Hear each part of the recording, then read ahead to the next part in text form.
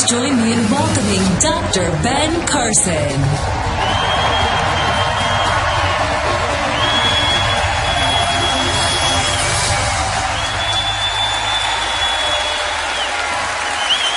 Thank you.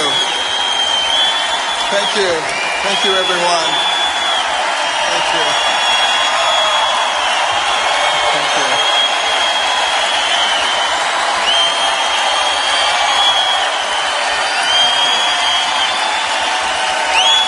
Thank you so much. Thank you. Thank you. All right. Don't eat up my time. Thank you. I want to thank you all for that very warm welcome. I have to start out by saying one very important thing. I'm not politically correct. And I hate political correctness because it's antithetical to the founding principles of this country. And the secular progressives use it to make people sit down and shut up while they change everything. It's time for us to stand up and shout out about what we believe in.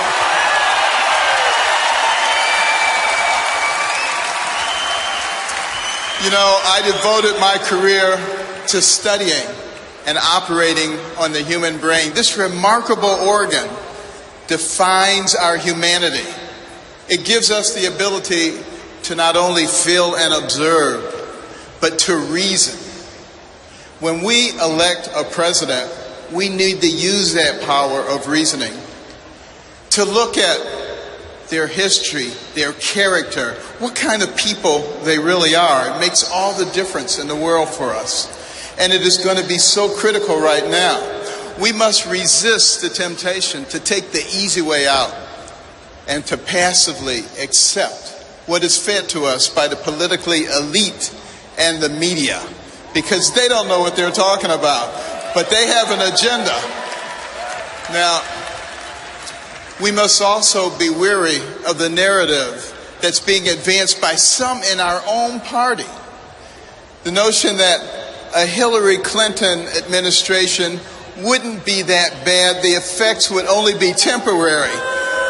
You know, that it would only last for 4 and at most 8 years. They're not using their God-given brain to think about what they're saying, because it won't be 4 or 8 years, because she will be appointing people who will have an effect on us for generations, and America may never recover from that. That's what we have to be thinking about.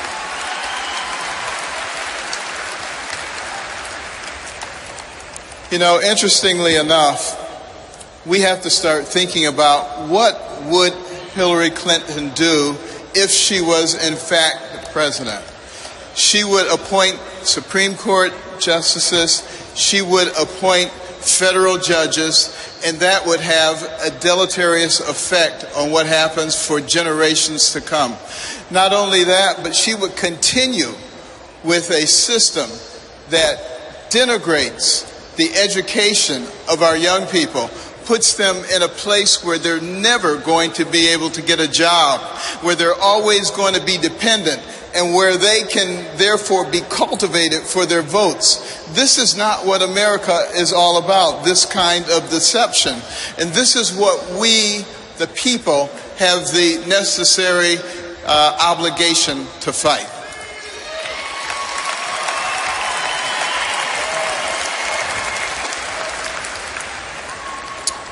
Now, one of the things that I have learned about Hillary Clinton is that one of her heroes, her mentors, was Saul Alinsky. And her senior thesis was about Saul Alinsky.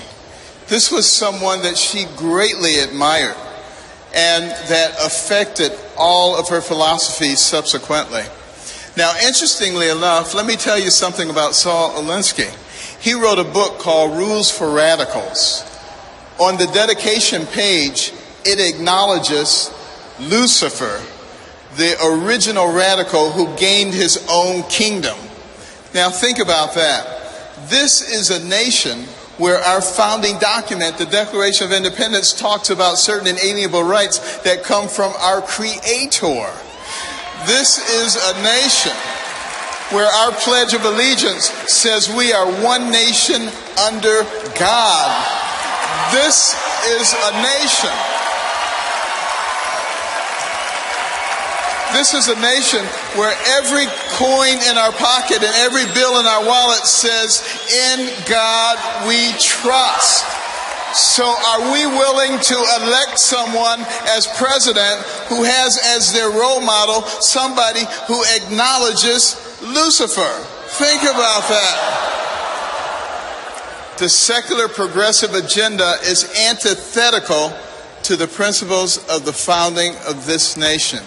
And if we continue to allow them to take God out of our lives, God will remove himself from us. We will not be blessed, and our nation will go down the tubes. And we will be responsible for that. We don't want that to happen.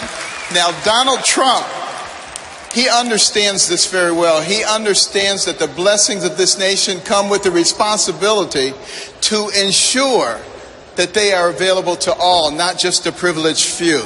This is exemplified by his willingness to take on the establishment against all odds. It is evident in his passion for the American worker. It is found in his desire to put his considerable skills to work on behalf of American interests, not his self-interest. I'm proud to support Donald Trump, an extraordinary businessman, the right leader for a time such as this.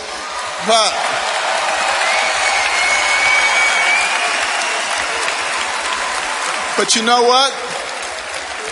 It is not about Donald Trump. It is not about me.